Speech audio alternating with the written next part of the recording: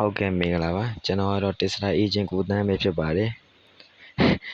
စာရွက်နဲ့ရေးတင်တာတော့ဘန်းနဲ့ဆိုတော့ကိုတန်းပါဇက်ကပဲပြောတော့မယ်ဗျာနောက်နေ့တွေရောအားကြောင့်ကိုတန်းခုည10နာရီခွဲမှာကန်မယ်အင်တာမိုင်ယာမီနဲ့ PSG ပွဲကိုကိုတန်းပေးမှာဖြစ်ပါတယ်အင်တာမိုင်ယာမီနဲ့ PSG နဲ့ကိုတန်းရဲ့ရွေးချယ်မှုကတော့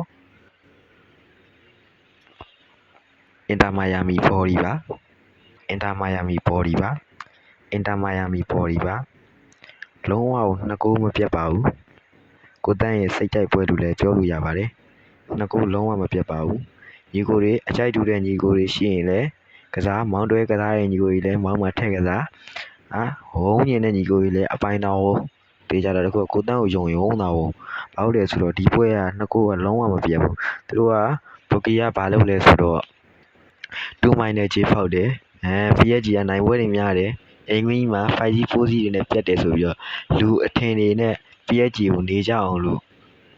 ဘိုကီကကြေးကိုပြင်းပြီးဖောက်ပေးထားတာအမှန်တကယ်တော့ဒီပွဲသည် PSG သည်အင်တာမိုင်ယာမီဘတော့မှနှစ်ကိုးမပြတ်ဘူးကိုတန်းရဲ့ဒါ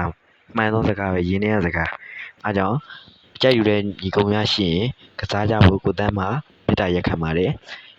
ကိုတန်းစီမှာ5 3လုံးဝင် iPad ကိုကစားခြင်းတဲ့ညီကုန်းများကိုတန်းရဲ့ Viber ကိုလာရောက်ဆက်သွယ်လို့ရပါတယ်ကိုတန်းရဲ့ channel ဝင်ခြင်းတဲ့ညီကုန်းများကတော့ comment ထဲမှာ channel link ချပေးထားပါတယ်မည်သည့်အချိန်မှဆိုဝင်ရောက်နိုင်ပါတယ်ခင်ဗျာအစောပွဲသေးပွဲကြီးအကုန်လုံး free ပေးတာမို့လို့ကိုတန်း channel ထဲကိုလာရောက်ကြဖို့အားလုံးကိုဖိတ်ခေါ်ပါတယ်ဗျာ